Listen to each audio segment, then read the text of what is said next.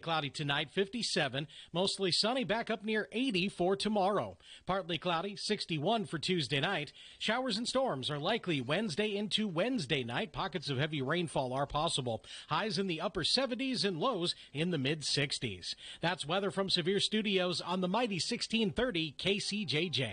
It's 64 at our studios. Fanatic.com is brought to you by Patrick Eads and the staff at Deary Brothers Ford on Mormon Trek. Steve Anderson, Hawkeye Title and Settlement.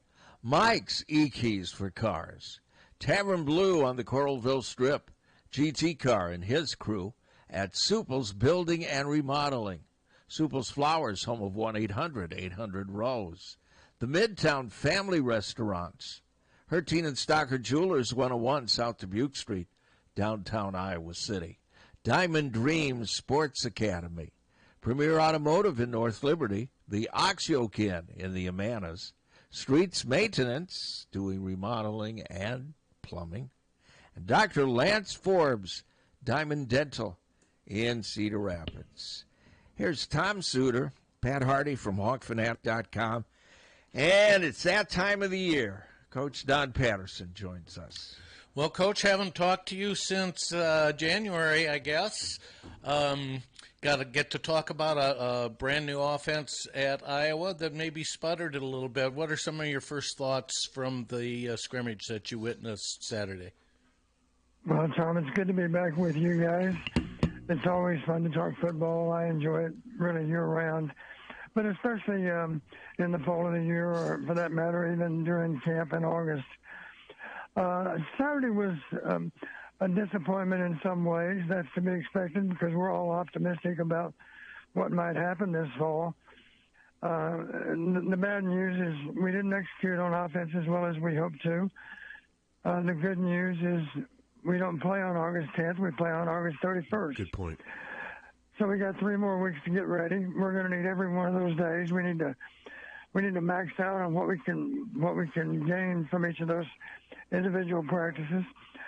And the other bit of good news is we're not going to face a defense as very often, at least as good as the one we faced on Saturday. Those early snaps were all 1 versus 1. You probably noticed that. And we didn't give a ton of snaps to our starting linebackers. That makes complete sense. Those guys have already proven that they're outstanding players. Let's get them tuned up a little bit, and then let's be sure they don't stay out on the field too long, because we're just tempting fate at that point. The guys that needed more work got more work, and that will continue for these next 3 weeks. And there are a lot of positives looking into the season, that's for sure. I'll start with the fact that we've got defensive players in any number of cases that chose to come back. They certainly didn't have to come back. They wanted to come back and play one more year of Hawkeye football. So we're going to be exceptional on defense again. I'm confident in saying that. How exceptional, I don't know. But I know that we're going to get good execution on defense. I do like the fact that our kicking game will once again be above average. And I say that primarily because of the guys that are actually going to be booting the ball. Drew, on Saturday, he was 7 for 8 on field goals, which included a 52-yarder, a 49-yarder, 45-yarder. He missed once from 40. That was barely wide. So 7 for 8 on field goals. And our punter, I asked earlier in the week, I was at practice on Monday, and I asked LeVar? LeVar, my gosh, I always get those two names confused. Easy to do. LeVar and Liddell. I asked LeVar, does this number 9 remind you a lot of the last number 9? And he laughed and he said, well, at this point, he's not that good. But yeah, he reminds me a little bit of Torrey Taylor. And the very first punt on Saturday in front of a crowd went 58 yards with good hang time. That's a good sign. I also couldn't help but notice on all what we call pooch punting, on all the punts that were taken with the ball snapped somewhere around midfield, he did the same good job that Torrey did of spinning the ball backwards and, of course, killing it inside the 10 so many times. So we're going to be just fine at those positions, and I don't want makes light of the fact that we got an excellent deep snapper coming back. We're going to have good return specialists. I'm confident in saying that. Don't know for sure who they're going to be right now, but I've seen enough of Taven Weechin to feel good about him with the ball under his arm. I'll remind you the other day that the championship game against Michigan was on TV on Big Ten Network, and I was reminded all over again, Weechin came close to breaking a couple of kick returns.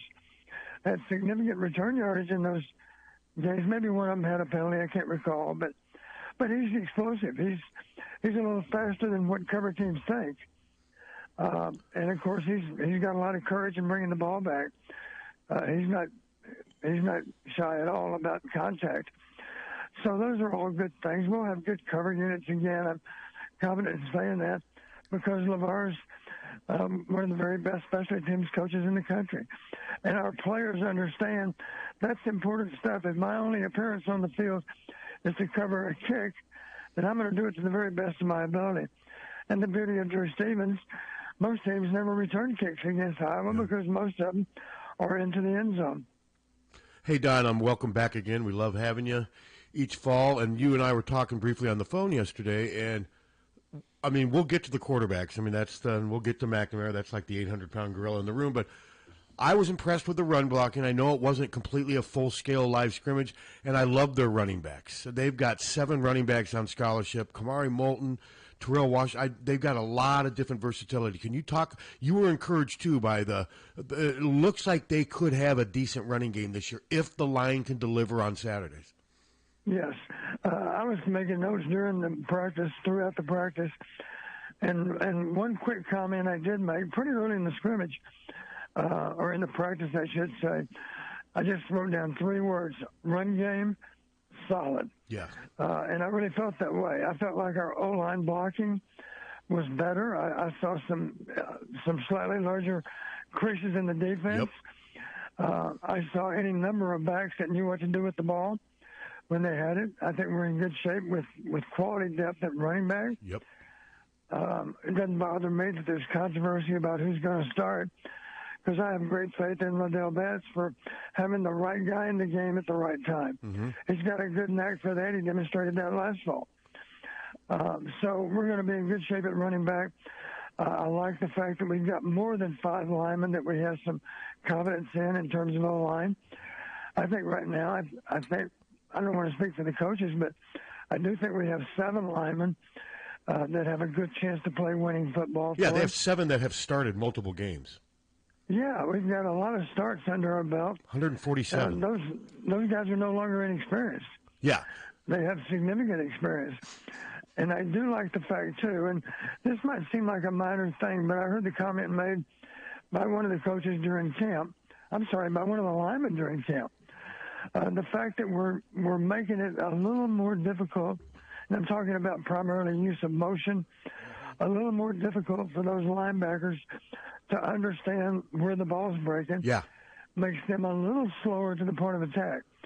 And what that split second of more time allows is for those double teams in the offensive line to work a little bit longer before someone has to come off on that linebacker. Now, that may sound like a small thing, but it actually gives you a little better chance to create a seam in the defensive front. And you might argue, if we're running the ball that well on Saturday, should we be concerned about our run defense? I'll remind you again that number 10 and number 34 weren't out there all the time with the ones. They got some work, but there were other linebackers that were rotating them with the ones too. And the bottom line, we have a lot of good players on defense. The concepts are all going to remain roughly the same. Our guys understand that your job is to understand the leverage you have on the ball. So they're not going to be caught out of position. We're not going to give backs a two-way go in terms of being wrong too much of the time in the secondary. Well, I'm confident we're going to tackle well all over again. A lot of the same tacklers, of course, from a year ago. Mm-hmm.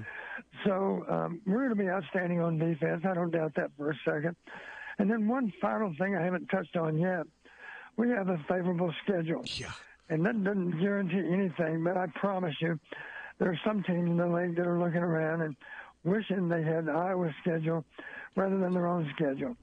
and that doesn't guarantee a win, but I certainly think it improves our chances on each and every weekend. Okay, now we're going to shift to the quarterbacks. I'll start. I mean, I don't want to turn this into a Cade McNamara bash fest, and I know, Don, you're not going to do that. He struggled. Brendan Sullivan looked a little better. I mean, none of the quarterbacks, to me, looked very good. And what I was most disappointed with, and Don, you may disagree, I was wanting to see more downfield passes. And there were times where I thought I was watching the Greg Davis offense. A lot of just flat, horizontal stuff. But maybe that's just me. But Don, your overall thoughts on the quarterback play and obviously Cade struggled. He struggled to get out of the pocket, and he made some questionable throws. Yeah, there's some truth to what you say. There's no doubt about that. I will say this, in defense of the play calling, there were plays that were designed to go down the field, and I think the quarterbacks sometimes get too much blame for the way the offense moves or doesn't move. Part of the equation, of course, involves those receivers getting separation from the defender. No, you're right. I mean, you're right. It's a group effort. Yeah, there were times for sure, and I'm thinking primarily about Cade snaps. There were times when the play was designed to have a shot down the field. Cade was looking down the field. He didn't come off his primary receiver too early. He simply got discouraged about whether or not the guy was going to be open and ended up reluctantly laying the ball off sometime to a shorter receiver. Mm-hmm. That's the way football goes. We tried to throw the ball downfield sometimes. By that, I simply mean we sent receivers down the field. Mm-hmm. I give a lot of credit to our cover guys. Yeah. There were any number of passes, and I did chart every last ball that was thrown. I didn't have the advantage of instant replay, of course. I just charted it as I saw it. And any number of times, I simply wrote down INC, which is for incomplete, of course, and then PBU, which is pass broken up. Mm-hmm. There were a number of balls thrown down the field where a defender either got his hands on the ball, at least to tip it away, or at least got contact on the receiver and maybe jostled the receiver to the point that he couldn't quite control the pass. You can believe that's lousy receiver play, or you can look at it another way and give credit to the defense for rallying to the ball and doing a good job of at least doing what they could to disrupt the passing game. And, Don, also, is it fair to say that the defense, even though Lester hasn't been here long, they're probably more aware of what Iowa's running right now than the opponents are going to be when they play? I mean, there is something to be said for the defense kind of knows where to be, so that makes it harder for the passing game. Is that fair? Yeah, that is fair. You can bet that the passes you saw on Saturday are passes that were thrown during the practices of 1 through 6 or 7, however many practices we had in at that point. As I recall, Monday was number 5, I think. So we still got a lot of camp left to go. And you're right. Every time the offense lines up against the defense, in a way, of course, the offense is giving them a little bit of a scouting report about our offense and how we'd like to be able to move the ball. So you're right. That's part of the equation. And, of course, a lot of that scrimmage was 1 against 1, best against best. Safe to say the defense had the better end of that matchup. But that's not a surprise. No, the defense should. Yeah. Okay. Well, I wanted to say one thing, Don, I think we can agree on after Saturday, and I'm not saying he should be the starter. Sullivan is a better runner than McNamara. Sullivan can move, but also do you want your quarterback having to run all the time? But were you impressed? Sullivan's got some good mobility. He can do some stuff with his feet. Yeah, you remember even in the spring I commented about when we knew Brendan was coming. One of the first things I did, of course, is get on Northwestern's website because I wanted to at least know how many games did he play in, how many pass attempts, what kind of pass efficiency he had, those kind of things. I don't recall the exact number, but as I recall, he played in maybe 8 or 9 games this year. He only had a total of 98 pass attempts, but the good news, as I saw it, he only threw 2 picks out of 98 passes. I will admit, I don't think too many of those balls were down the field. It was, pass attempts primarily based on short and intermediate throws. But the good news is he demonstrated last fall that he understands protecting the football. Mm-hmm. Cade understands protecting the football, too. And Marco certainly figured it out. One of the best things we've been able to do, of course, is not beat ourselves. And we did a good job protecting the ball in general last fall. We turned it over too much. That's no secret. And to compound that problem, we didn't do our usual great job of creating turnovers on defense. I'm sure that's a priority for our defense. I think we only had 15 turnovers on the part of our defense last year. That's not good enough. We've had as many as 25 and 30 in some years. Mm-hmm. And obviously, one stat that you're very well aware of that's important. You've heard me talk about the prediction model for winning in the Big Ten. I don't mind mentioning one of those 5 parameters is turnover margin. And turnover margin was not on our side last year, not to the extent that it normally is. So, I think we were plus a little bit, but not plus very much at all. So, Donnie, if you're the quarterback's coach, when you go into practice today, what are you concentrating on? What has to get better quickly? Well, the first thing we have to do is correct those mistakes that showed up on Saturday. I'm sure that's the first thing that'll be addressed, and it'll be addressed not just to the individual quarterback that made that particular mistake. It'll be addressed to the whole room. You know, we always talk about mental reps. You have to learn from other people's mistakes too. And for that matter, learn in a positive sense on what the other guy did well. You know, if he had the right decision in a difficult assignment on any particular play, then let's learn from his good decision also. And let's be sure we make the right decision if we're faced with that same set of circumstances. So I'm sure they're going to correct the mistakes first and foremost. One of the things, frankly, that I think I've always said it this way to my players: the best players are going to play the most. Now, if you're second, you're going to play. You're just simply not going to play as much as the starter, and that's the way it should be. I used to remind my coaches when I was over at Western Illinois, getting ready for Game 1. Of course, Game 1's always hot and humid, it seems. And I reminded those coaches, listen, a week ago you were agonizing over who's 1 and who's 2. I want to remind you, don't be afraid to play number 2. Because sometimes number 2 proves to be better than number 1. You've heard that expression, he's a gamer. Some players do play well in front of a crowd. Other players don't seem to play as well as they practice. Let's find out who performs well under the pressure of the game. Because let's face it, we're going to be playing in front of a packed house pretty much all season long. And if we're on the road, of course, most of them are not pulling for Iowa. So those are challenging circumstances. And in that regard, you've heard me always say, if there's a question about who's better than who, the best solution is equal snaps against equal opposition.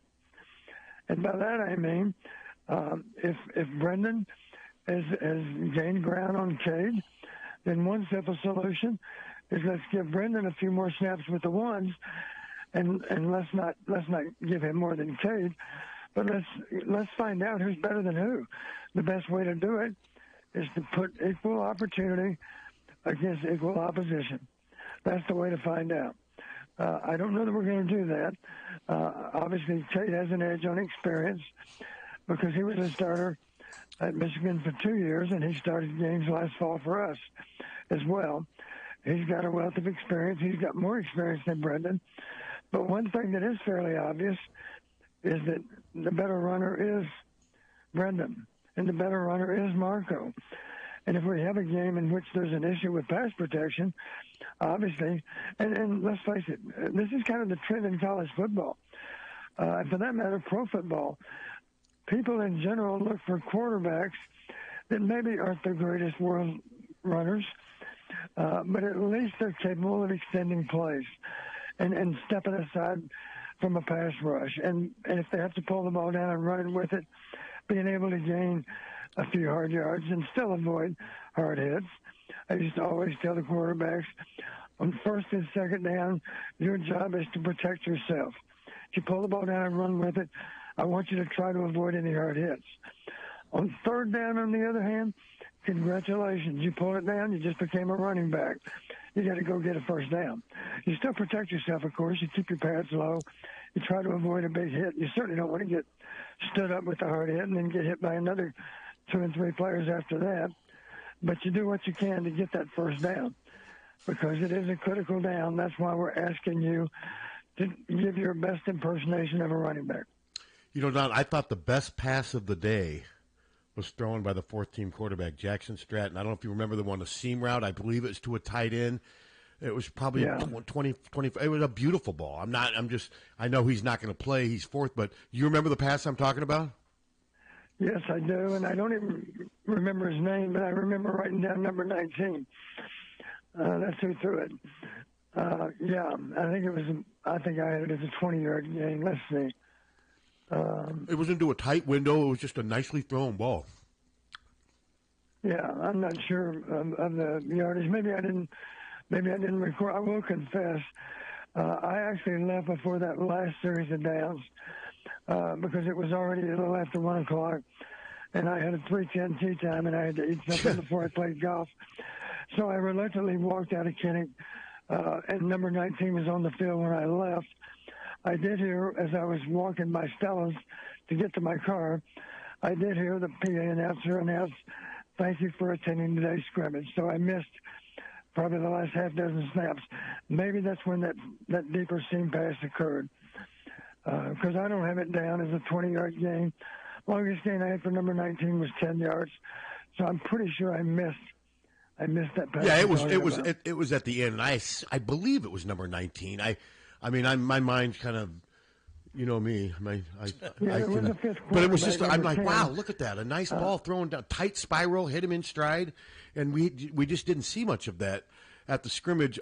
But obviously you can't panic. Kirk's not going to panic. I guess my biggest concern with McNamara, was just the times when he tried to scramble, he just didn't look like the old Cade McNamara that I saw at Michigan. But in fairness, he's had 2 knee surgeries. But, I'm not saying he was lumbering, because he's not real big, but he just didn't have much mobility or explosive. I know he's wearing a knee brace. Were you concerned about that, Don? He looked slower than I thought he was going to be. I think the knee brace, I did ask somebody at practice on Monday, can't recall who, I said, is Cade wearing the knee brace? Because I said, I don't even know which knee was the last surgery. And I can't recall. Somebody told me, but I can't remember if the last knee surgery was left or right. But I certainly got the impression from talking to somebody in the program, can't recall who. It might have been one of the trainers. It might have been one of the managers. It might have been one of the equipment people. I can't recall. But I simply asked the question. I said, is Cade wearing that knee brace on his left knee strictly as a precaution like a lot of quarterbacks do wear nowadays, or is it because he has to wear it because of the surgery that wasn't that far back in time? Of course, it was last fall. Uh-huh. The answer I got is it had nothing to do with the knee injury last fall. It just had everything to do with wearing that precautionary protection on that lead leg. And it makes sense. He's right-handed, so his left knee is the one that's more exposed.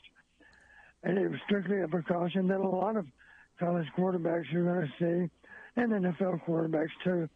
They weren't strictly to protect themselves from what might happen that very day. It's not because they have a previous knee injury even. No, that makes sense. I'm hoping that's the only reason Cade's wearing it. It's strictly to protect against a hit that might show up. Okay. From this point going forward. Well, I think we know why they went out and got Brendan Sullivan, and I think we know why Brendan Sullivan came. I think Brendan Sullivan thinks he's got a chance. He's more than just an insurance policy, and I think it's fair to say, compared to last year when Deacon was the backup, Cade's leash is going to be a lot shorter this year. Is that a fair statement, Don? I think so. Yeah, I think so, because let's face it, we've got a roster that's full of a lot of experienced players.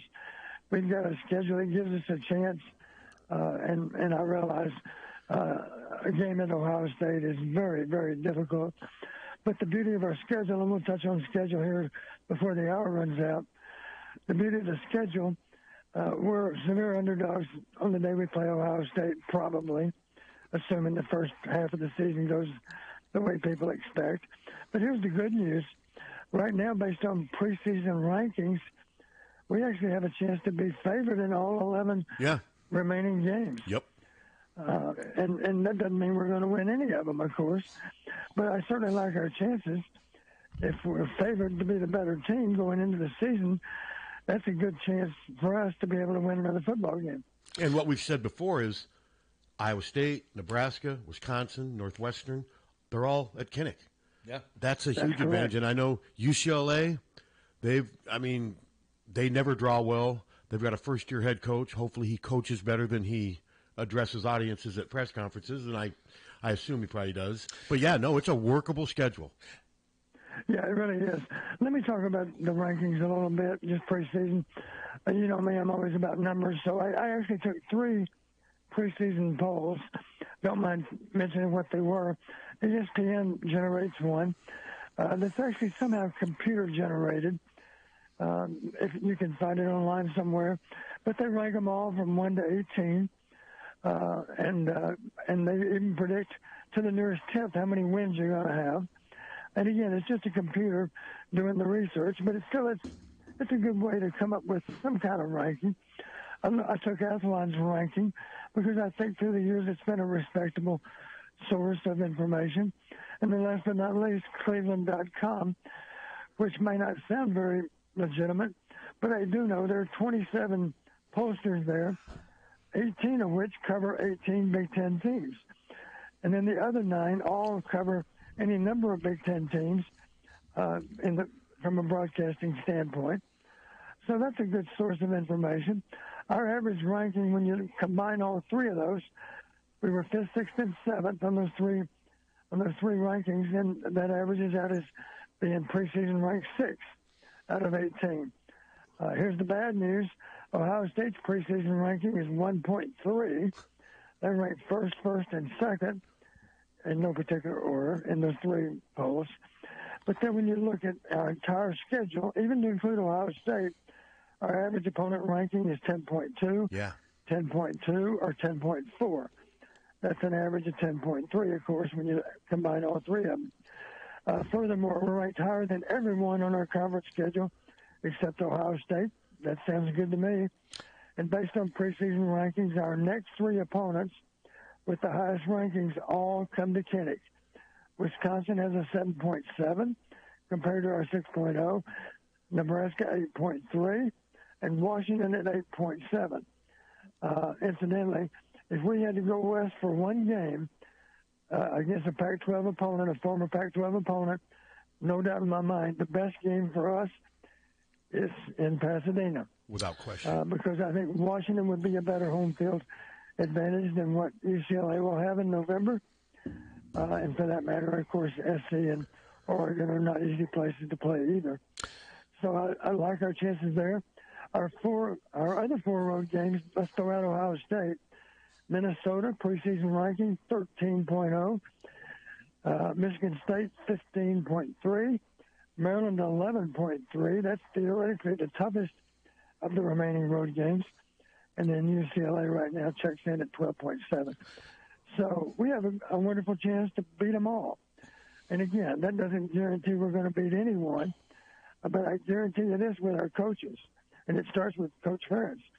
They're not going to take anything for granted on any of these road games. We're going to prepare for them just as hard as we will for Ohio State. Sure. Well, Donnie, over the weekend I was up in Madison and was talking, of course, to some Madison football fans. Smack? And a little. But the main discussion was the difference in schedules between Iowa and Wisconsin this year. Wisconsin's schedule, they have 5 top 25 teams that they have to play. Don't they play? Do they? Including Alabama. Yeah. So, yeah, the schedule can make a difference. So your thought about just the schedule disparity? Well, the first question I wondered about Wisconsin's non-conference scheduling, is that something Albie did as an AD? I find it hard to believe that Coach Alvarez would schedule that game. Well, I remember when it was announced. It was a while. It was. I can't remember if Barry was still in charge. But Maybe yeah, Barry wanted to be sure that the next guy didn't have quite as good a record. Yeah, Don, they could have a better team than Iowa and lose 2 or 3 more games than 5 games. Yeah, I mean it's incredible how their schedule plays out. And hey, Don, I wanted to ask you. I mean, you're a former head coach. You worked under Hayden. I am at Media Day. I was kind of searching for a story, and I was talking to Marco Leonez, and he talked. I said, because he was asked by somebody else, when Sullivan came here, you could have easily hit the portal Why didn't you? And he still may someday leave, but he stayed. And it was interesting. He started talking about how, I was raised loyalty and, you got to earn it and whatever. But then he went off on he tells this story about how Kirk Ferentz and how so much of the leadership starts at top. And he talked about how he was running late. He had been late for a meeting. He had to go to an academic thing, so he barely had any time to eat at the football facility dinner. All the other players had already eaten. He was sitting in the All-American room by himself at the end of dinner. There was nobody else in there, and he was eating by himself. Kirk Ferentz walks by, and Kirk's got I think James was in for the weekend, so he had a lot of his family there. Kirk sees him there, and it sounds like Kirk says, hey, he tells his family, I'll be back. But Kirk went and sat down and ate with Marco, sat with him the entire time, and he said, we just made small talk for the whole time I was there. He's like, I couldn't believe that the head coach would come and sit with me, spend all that time with me, and we just talked football, we talked everything. And Marco said, he goes, that's why you stay. That's why and I ended up writing a column about how the little things mean so much. Can you talk about that when you're a head coach, what those little things, like maybe what you did, what Hayden did, but little things like that make the players feel important and wanted? Sure. I flashed back on a quote, and one person I heard it from was Jim Tressel. He probably is not the originator with this particular quote, but I'll share it with you. It's a good thing for any coach to never, ever lose sight of, and it relates to your players. Remember this quote: they don't care how much you know until they know how much you care. That is so true. Our players understand that Kirk Ferentz cares. He cares on a personal level. It's not just about football. It's about family, too. It's about your family as a player. And it's about your adjustment as you go away to college. And it's about any difficulties your family might be having back home. And hoping that you as a player at Iowa can share some of those concerns you have being away from your family, share them with your teammates. And for that matter, be comfortable sharing them with your coaches. Mm-hmm. That's really what it's all about. I remember one time, and I don't think Marv would mind me sharing this with you. I think I've maybe said it on the air before. One time I was bragging to Marv about complimenting Marv on how well he played. Let's face it, he's from West Branch, Iowa. He ends up not just being a consensus All-American, he's playing in 2 Pro Bowls as the best among all tight ends in the NFL. And I complimented Marv one time, and this wasn't that many years ago. I said, Marv, one thing I was always able to say about you, you might have done as good a job as anybody I ever coached, and that's 37 years of coaching, of realizing your full potential. And Marv's response to me really meant a lot to me. He said, Coach, here's what you fail to realize. One reason I was able to get that done is I never, ever wanted to disappoint you. And that really touched my heart, it still does, just to think about. I'm so grateful for the relationship that Marv and I had as players. And, of course, that's your goal as a coach, is to be a lot like a father to your players. You can't replace their father, of course. That's not the point. Mm-hmm. But you can at least have a relationship that's similar maybe to a father-son relationship. If you do, then you're in good shape with your player. To have that kind of relationship with him. And that's the kind of relationship that every father should have with their sons. And for that matter, every mother should have with their sons too. And every father should have with their daughters. It doesn't matter as it relates to sex. It's the kind of relationship that a parent should have with a child. So when you were working under Hayden, how much did you watch how he interacted with each player? And how much did Hayden foster those individual relationships? You can't help but be aware. All the old players for Hayden would tell you, Coach Fry always knew things about me that I didn't even realize he knew. It's simple stuff like he might remember that you've got a kid brother and a kid sister. He might not remember their names, but knowing him, he might. He might remember that your dad played college football at some other school. He might remember things about your mom that were surprising. He just had an amazing ability to remember names. I was always amazed. Kirk. People would say, Coach, I can't believe you remembered my name. And Hayden might say, well, I remember the names of the people that impressed me. He might say something like that. And I learned that from Hayden. I remember one time I was over at Western Illinois at the time. The player will remain nameless, but our office has a big glass entryway. And so when this man walked in the building at Western, I immediately realized just from looking at him that he's a former player from Iowa from years and years earlier. He was on our very first football team in Iowa.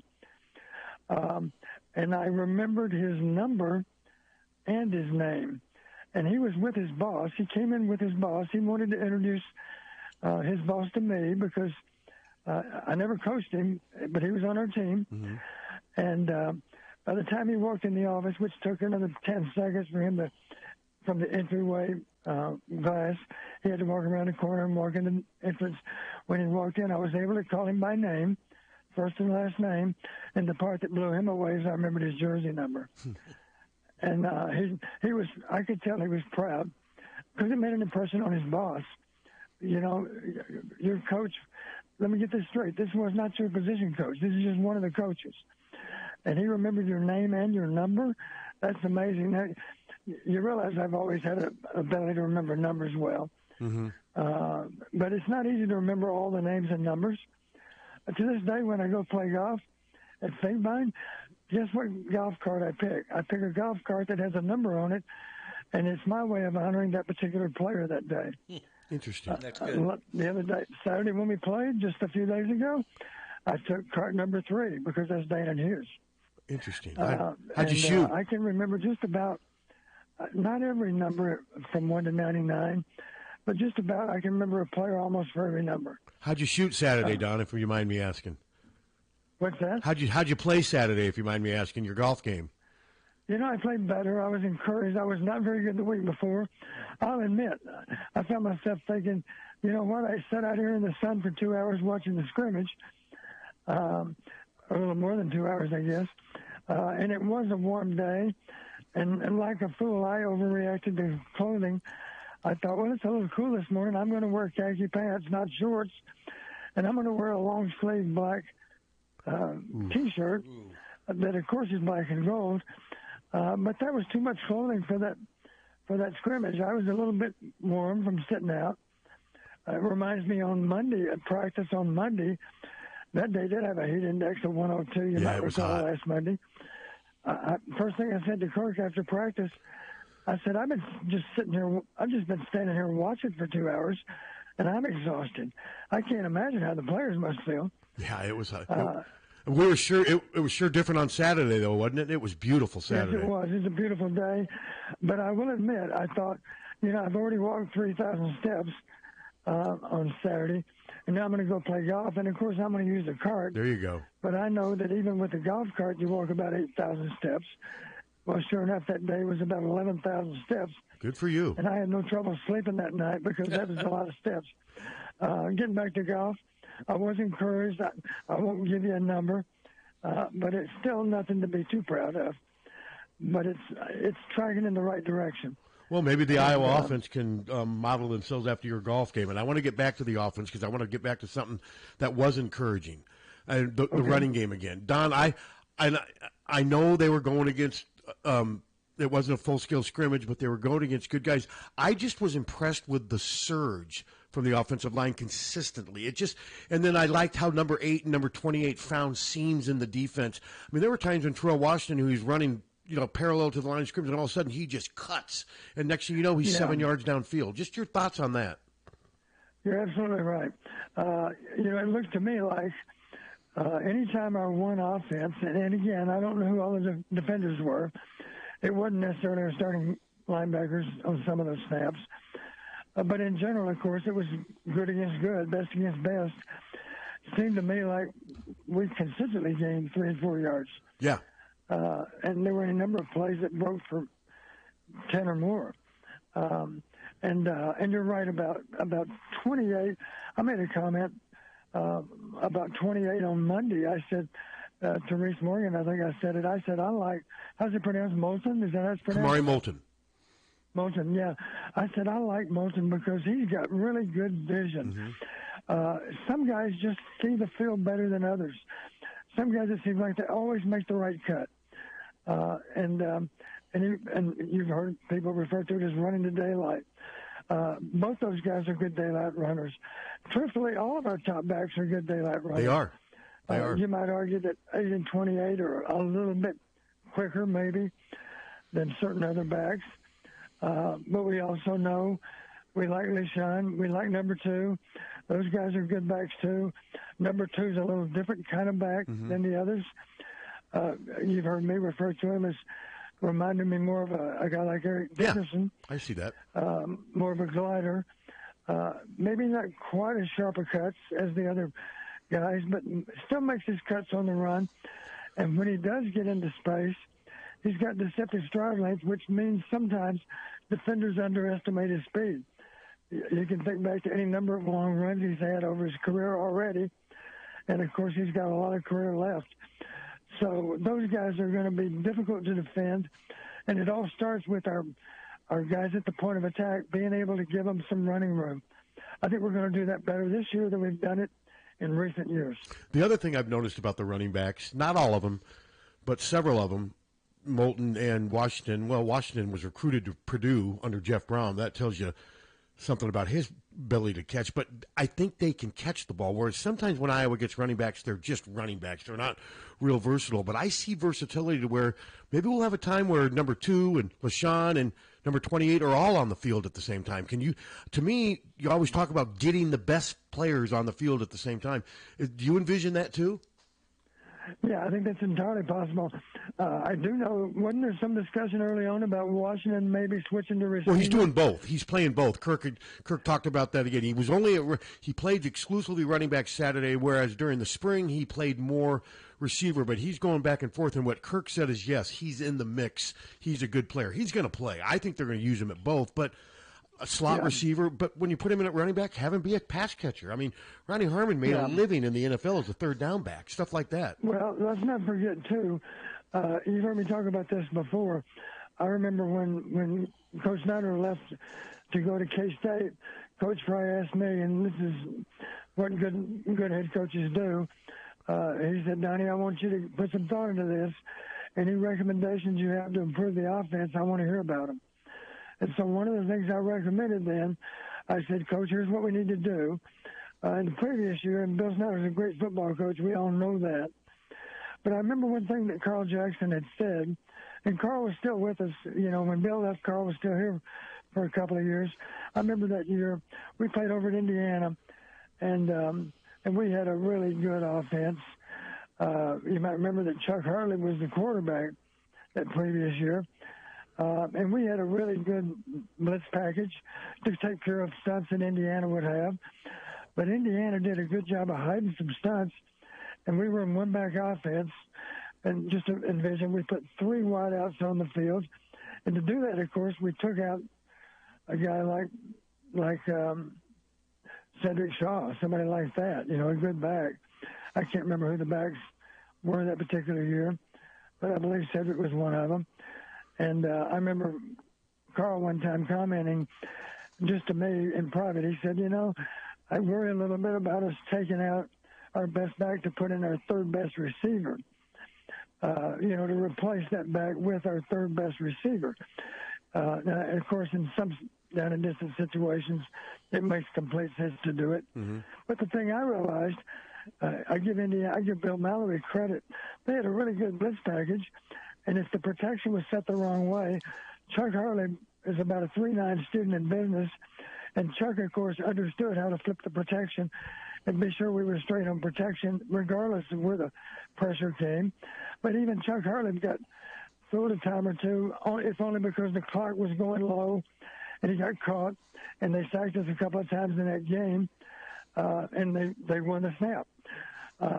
Anyway, getting to the recommendations, I said, Coach Fry, we need to be able to go with guys like Mike Saunders, and I know Mike was coming back for sure. Can't remember who was back that very next year. But I said, with those kind of guys like Ronnie Harmon, too, of course, we need to be able to go one back with pro personnel. We need to put 21 personnel on the field. Mm-hmm. You still got a fullback like David Hudson, who is more than capable as a runner.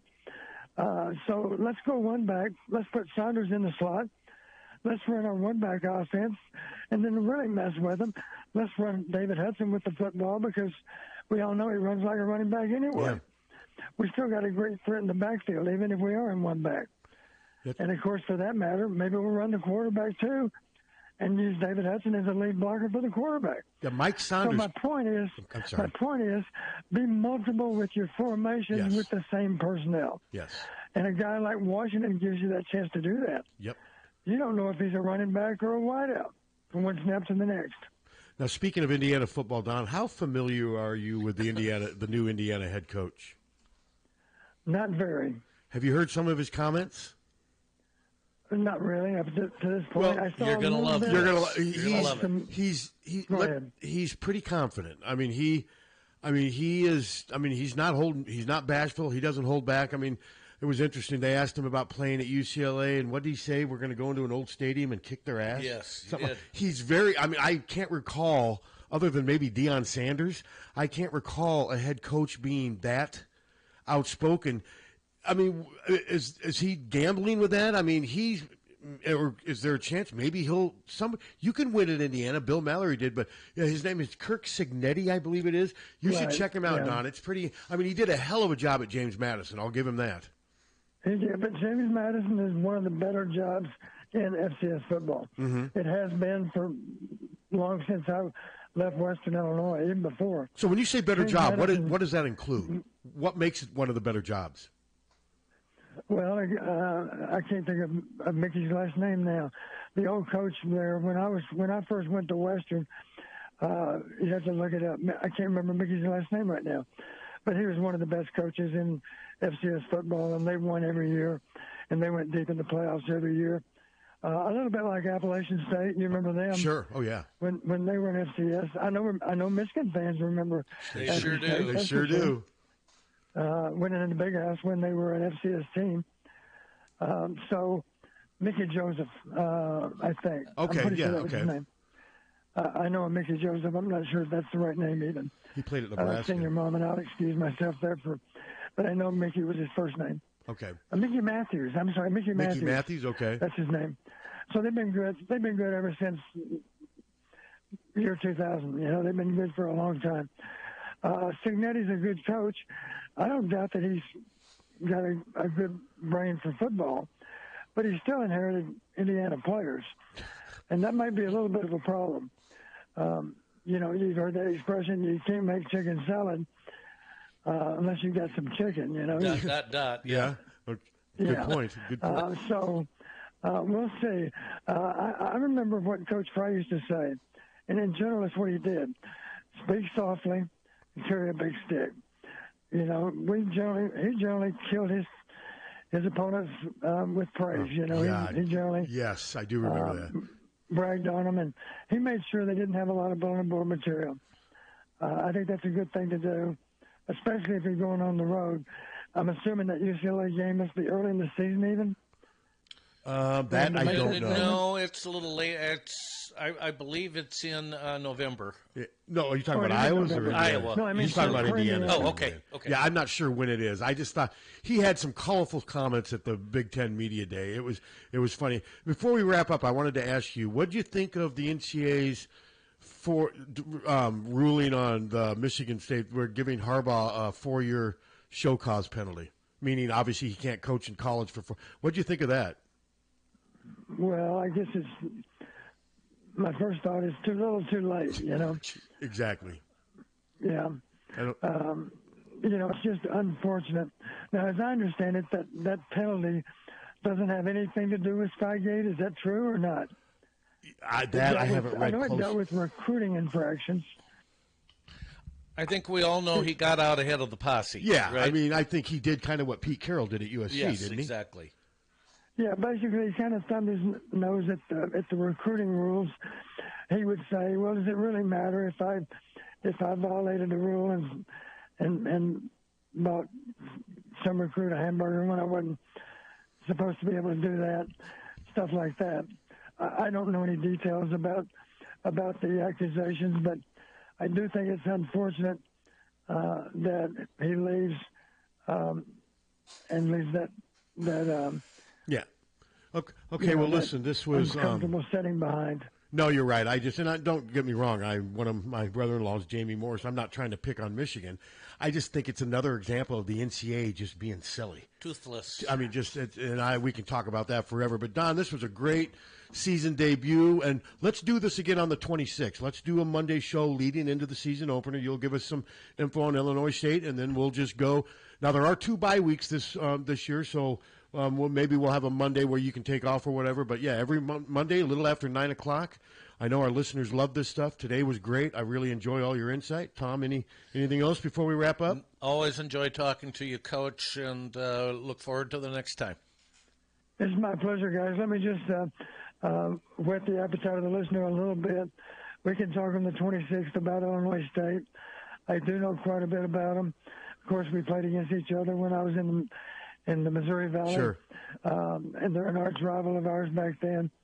I'll just say this: Brock Spack is a very good football coach. Mm-hmm. He's an experienced football coach, a lot like Kirk is. I would guarantee you that Brock Spack has good team discipline. Illinois State is we're going to be favored, of course. They're picked in the middle of the MAC.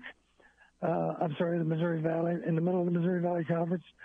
But they're still a dangerous team because they're not likely to beat themselves. We have to go out and beat them. I'm confident we'll be able to get that done. But we can talk more specifically about Illinois State in the week of the game, and I'll look forward to that next call. And one last thing before we wrap up. I reached out to Iowa fans on Twitter last night. I'm working on something. I asked them who would they pick as the most underrated Iowa football player dating back to 1979, Hayden's first season. And, man, I've gotten some great answers. And I had a couple players in mind because ultimately it's going to be my decision since I'm the one writing it. But it was funny. Out of the first 3 or 4 responses, 2 of the players that I had in mind were mentioned. I'm not going to say who they are right now, but I won't put you on the spot right now, Don. But if you ever want to share who you think, when I say underrated, it's got to be a player that was good, but maybe you just don't get reminded of how good they were, or you sort of forgot about it. But if you ever want to share that with us, I'm going to probably write something this week. But it's interesting, though. The Iowa fans have been very helpful in this. There's a lot of different names. Well, you're talking about going all the way back to 1979? 1979. Yep. Wow. You're working on it. That's a lot of years of football. If I went back and looked at every roster from one year to the next, it'd be easy to pick a guy off each and every team that would be a very worthy candidate to be on your list. Sure. Yeah. Yeah. There's so many guys that did play close to their full ability that didn't get a lot of credit for it, even like you say, unsung heroes. Yep. So yeah, it's a good way to interact with the fans. Guys, but I'm very curious as to the guys you'd pick. All right. Well, like I said, I'm going to have it sometime. Hell, I may have it today. Who knows? We'll see. But Donnie, great stuff as usual, and we'll do this again on the 26th, the Monday before the season opener, and look forward to it. Well, one last word to the listeners: don't be discouraged just with last Saturday. Yeah. We don't have a game scheduled for August 17th or August 24th. We got one scheduled for August 31st, and we'll be ready. Okay. I promise you that we'll be ready between now and then. All right, Donnie. Thanks a lot. Appreciate it as usual. Take care, guys. Yep. So why don't we take this opportunity to take a break, and then we'll be back with still plenty of time to meander.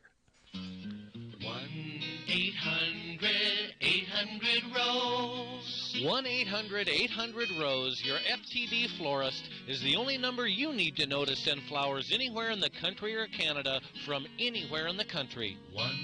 1-800-800-ROSE. It's so easy. Just remember one number. 1-800-800-ROSE. Your FTD florist. 1-800-800-ROSE. Remember, for a gift that your loved one will treasure for a lifetime, find it at our family-owned jewelry store in Iowa City, Hertine and Stocker Jewelers. We can show you diamond engagement rings, colored stones, fashion jewelry, and watches. Our jewelers are on site, so we can design jewelry for that special person in your life. We are Hertine and Stocker, serving Iowa City and the surrounding area for 3 generations. Hertine and Stocker Jewelers, downtown Iowa City, and HertineandStockerJewelers.com. Ask for Willa, Terry, Tim, or Kate. One of us is always there. Don't wait for an emergency to get a backup for your car keys. Unlike the olden days, car keys have gotten extremely complex. Mike's E-Keys for Cars can generate the most technically advanced automotive keys that are on the market today. For spares and lost keys, Mike's E-Keys for Cars can produce most conventional transponder, high security, and remote head keys. Mike's E-Keys for Cars will keep you on the road.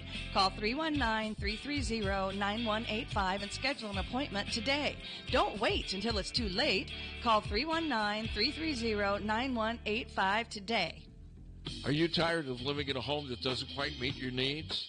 Then it's time to call the experts at Streets Maintenance. Their team of skilled professionals specializes in renovations and remodeling, transforming your home into the space you've always dreamed of. From kitchen and bath remodels to complete home renovations, no job is too big or too small. Streets Maintenance will work with you every step of the way to ensure your vision becomes a reality. So don't wait any longer. Call Streets Maintenance to schedule your consultation at 400-4483. Let's start building your dream home today. Once upon a time in the land of the Hawkeyes, a business grew. A business that would become synonymous with real estate. Hi, I'm Steve Anderson of Hawkeye Title and Settlement. When you're buying or selling your home, you'll need title and settlement services. Consider the Hawkeye Title and Settlement team. Give us a call at 351-8600. Hawkeye Title and Settlement, the team you love, the people you trust. Don't tell them that we love that guy. And these people say that. I think of my cell phone. There's not a big distinction there from family to customers, which I consider to be friends. I love working with the people. That kind of relationship that goes deep. And when you hear those things, you think, okay, we're doing the right thing. We're doing it the right way. We basically let you kind of walk us through the process, which is completely opposite of what a normal car dealership would do. Deary Ford in Iowa City. See why people choose them over and over again. DearyFord.com. Tavern Blue on the Coralville Strip offers the ultimate sizzle of wood-fired pizza perfection. Elevate your pizza game with over 20 wood-fired pizzas, ranging from the Tony Pepperoni, the Philly Cheesesteak Pizza, Mary Margarita, and the Tavern Supreme. From the freshest ingredients, Tavern Blue cooks their pizzas to mouth-watering perfection in their wood-fired oven, which helps bring out those old-world flavors. Fresh creative salads, tacos, burgers, signature cocktails, beer, and wine are just a taste of what Tavern Blue has to offer. Tavern Blue is a family-friendly establishment that offers mini golf, table games, darts, and foosball. Go to tavernblue.com for the latest news, events, and specials, along with full menu options. Once again, that's tavernblue.com. Don't let just anyone take care of your smile. At Diamond Dental, you can expect compassion, expertise, and a personalized care plan to protect your teeth for life. With more than 30 years of combined experience, Dr. Forbes and his staff are prepared to tackle even your toughest dental problems, leaving your smile healthy and sparkling. Diamond Dental offers a full range of general and cosmetic dentistry, as well as dental treatment options for snoring and sleep apnea. It's never too early to start thinking about what's best for your smile. Schedule an appointment today by calling 319-390-3703 or visiting the office at 5815 Consul Street Northeast, Suite D1 in Cedar Rapids. You can also visit DiamondDentalPC.com for more information. Dr. Forbes is a proud sponsor of the Hawkeye Wrestling Club and the Inner Circle. Let the Diamond Dental team provide superior care for your entire family. This is Leah Pasha, and I've been saying, hit a deer, call Premier, for years. But it's time for something new. It's still where you need to go for deer divots and door dings, as well as damaged dashboards. That's what my dad Nathan's driving at and dreams about. Why not say, when your car is dinged, be a deer and call Premier? I think Dad's going to love that. Premier Automotive, North Liberty's premier auto body repair shop. Be a deer and call Premier Auto Body in North Liberty. GT Carr, owner of Supple's Building and Remodeling, has been offering unmatched service and quality for over 25 years. The trained professionals at Supple's Building and Remodeling will install and guarantee the products used in any job, no matter how big or small. They also stand behind their work and offer no-nonsense, exceptional customer service from design to completion and beyond. Whether it's a simple window replacement or a major house addition, you'll have the confidence that Supple's Building and Remodeling is committed to quality. Visit suples.net or call them today at 319-337-2246. When you go to a family restaurant, you want three things. One, a wide selection of breakfast, lunch, and dinner items. Two, you want those selections to be affordable and delicious. And three, you want to be treated like family. You get all three at the Midtown Family Restaurant. Breakfast items available anytime the doors are open. Legendary tenderloins, onion rings, and hot roast beef sandwiches, and special ribeye and shrimp nights. Daily specials at each location, and no matter if you're coming in solo or with a group of 20, you get the same special family treatment. The Midtown Family Restaurants at Court and Scott Streets and at the Walmart Plaza on Highway 1 West. Follow them on Facebook or at MidtownFamily.com. The family's waiting for you. Diamond Dream Sports Academy, 20,000 square foot indoor facility, holds 8 batting cages, space for infield work, space for throwing and pitching, and all your arm care needs. Offers private instruction, group lessons, camps and clinics, leagues, memberships. Rentals available at Diamond Dreams is open to the public. Our top-level instructors include former professional, college, and Olympic athletes. Our coaches will help these athletes achieve their full athletic potential, develop a strong work ethic, and a solid base to build. The last thing you want to do is look back and wish you had worked or played harder. Locally owned and established in 2005, Diamond Dreams is Eastern Iowa's premier training facility. Located at 2905 Stoner Court, North Liberty. Call today and reserve your time. 319-665-2173. 319-665-2173. 84 years of preparation, the wait is over. The Oxyokin's brand new book, Our Recipes, Our Story, is on sale now. 90 pages in full color, 67 recipes, and our unique history for only $24.99. Get yours while they last at the Oxyokin. Also mail order with our current serving hours at oxyokin.com. Oxyokin, in the heart of Amana. The Oxyokin. From the Harty and Stalker Studios in the heart of the Hawkeye Nation, this is the mighty 1630 KCJJ, Iowa City. Harty and Stalker Jewelers, making memories, making moments.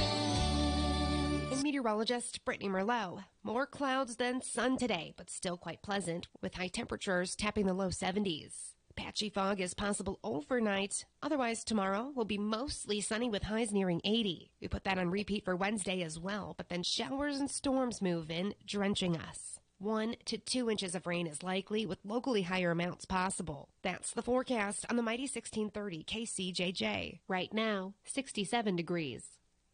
KCJJ weather, brought to you by Plum Supply. Plum Supply, kitchens and baths. Your home never looks so beautiful. It's going to be drenched. We're back. When's that heavy rain coming? Tomorrow. We got a little week. Week. We got a little bit last night, which is month. Yep. I didn't listen. What's that? I just heard her saying drenching us. Yeah, I laughed when she said that. Well, 1 to 2 inches, that's a drenching. But it is. If we have it. But we could use a little bit of rain. It's gotten a little dry. So, we get much last night? I mean, there was standing water at the end of my driveway. I was telling Hunter that, so that we must have gotten something. Midnight, 1800s. Well, enough to where we don't have to water today. Probably, Yeah, so. exactly. But no, it's fun getting the first one in with Donnie. I wish it would have been under better circumstances. That's tough for Don. He's not going to come on here and rip the court. He's just not going to do that. I mean, he'll be objective. It's more easier for me. And like I said, it was just one practice. But, I mean, Cade's, he's a 24-year-old man. He's a big boy. He can take it. I mean, he just wasn't very good. I mean, he just did not have a good practice at all. I mean, I saw a fair amount of footage from the... all over. Yeah, people were putting it all over. He just didn't look very good. And the other thing you got to take into account, too, and what you brought up, and I mentioned this in my column, I'm guessing Tim didn't use a lot of their offense because he knows there's media out there, I mean, just shooting everything and just looking to get it up on Twitter so they can say, hey, look at me, I'm at the game, and look at this, look at my Twitter account for all the information you want and for all the highlights. So they're going to, because, that stuff can easily be seen by other schools and whatever, so why tip your hat on everything? So I think they were limited in offense. talking about Cade just did not look comfortable physically or situationally. It just was not a good day for him. And Sullivan was better, yes, but he was. I mean, when you complete less than 50% of your passes, that's not great. That was Deacon last year. That was not great. I mean, but like I said, Sullivan can run way better than Deacon, which isn't saying much. And Cade used to be a decent scrambler, but I think the back-to-back surgeries have sort of taken a toll on him. So we shall see. It's going to be interesting. I just hope, and I'm not saying move Sullivan number one, but like Donnie said, I think it's time in practice to give Sullivan equal reps or close to equal reps with the number one so they can truly test them and truly know who's better. And hopefully that's what's going to happen. Well, we have to put our best players out there. I mean, we have to. And Tim Lester wasn't here when they bought Cade McNamara in. And I would like to think that he's going to say, I'm going to put my best player out there. Mm-hmm. And if it happens to be Brendan Sullivan, then I'll bet he Hopefully that's the case. Hesitate. Now, some fans will tell you that's one of their biggest criticisms against Kirk is he doesn't always play the best players. I don't necessarily agree with that criticism. I think there's been cases where hindsight, maybe the fans will say, we were right. Look, see how much better Beathard was than Rudock. Well, there was a while where Rudock was pretty good. Rudock went up to Michigan and was really good. And CJ's senior year wasn't very good. Wasn't very good. I mean, I know he was hurt at times, but I don't think it's as cut and dry as that. I don't think Kirk deliberately leaves better players on the bench. No. That's silly. I've just never bought that narrative. So we shall see. But I do think Brendan Sullivan didn't have to leave Northwestern. I mean, I don't think he was a sure shot starter like some people have suggested. I think there was competition. But he came here because he must have seen some green light. They must have said something to him. I don't know what it is, but I mean, he had other options, I would like to think, but he came here even though Cade is here, so he must believe that he's got a chance to get on the field this year, because why would you leave Northwestern to come and sit on the bench at Iowa? So we'll see. It's going to be an interesting development, but unlike last year, they do have a much better insurance policy, and I do think Cade's leash will be much shorter because of Brendan Sullivan. And I don't want to forget about Marco Leonez, but Marco's still a redshirt freshman.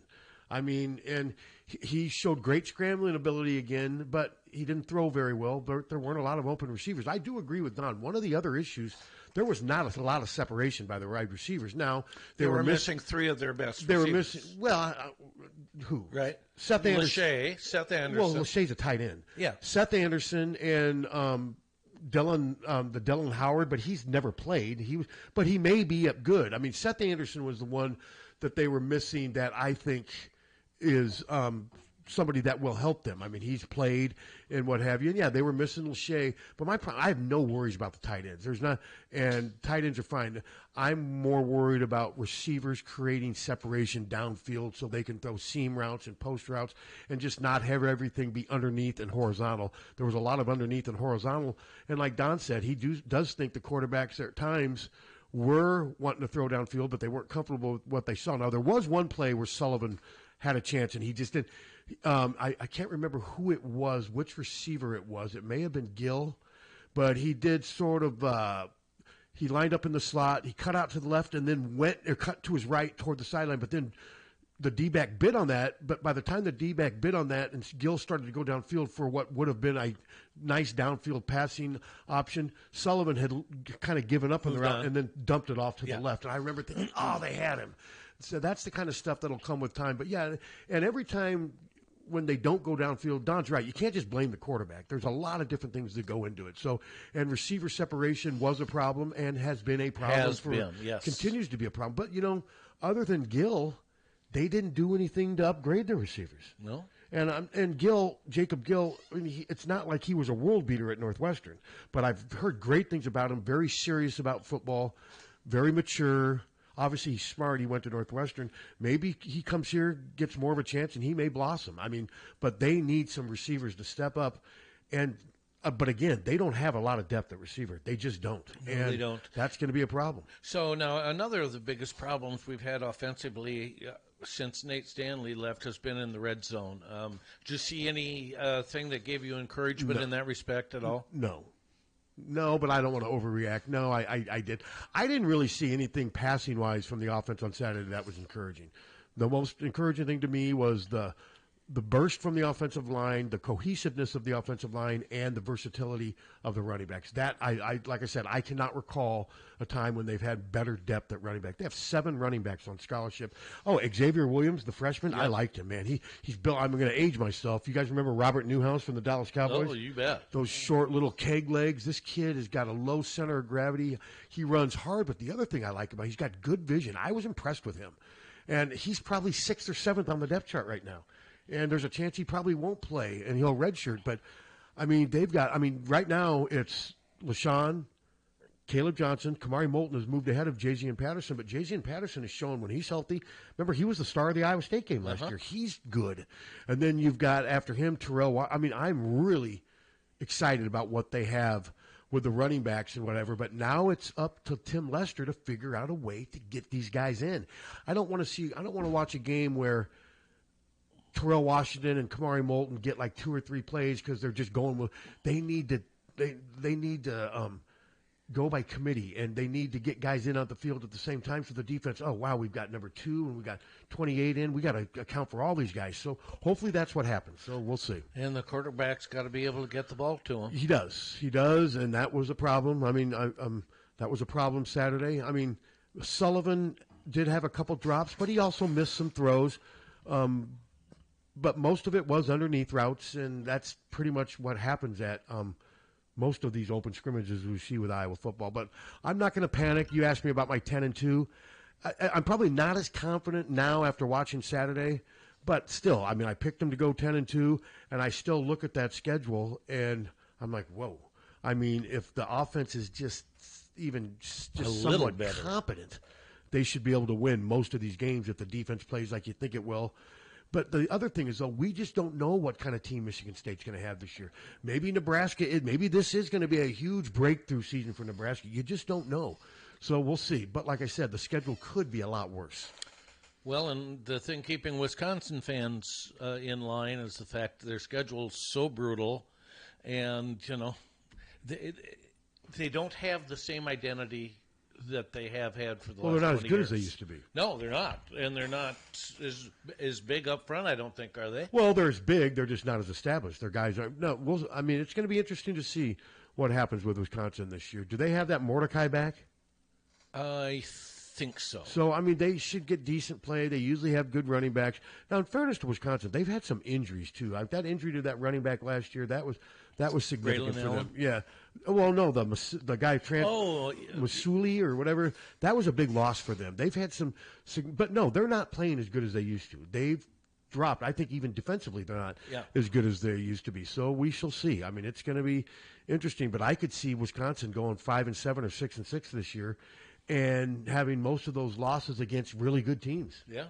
But no, schedule-wise, Iowa, I think, is in a very favorable position. So, but you don't want to overreact. Like I said, in my column I wrote, you don't want to overreact. Had the offense just come out and just looked lights out, I would have said, okay, yes, it was.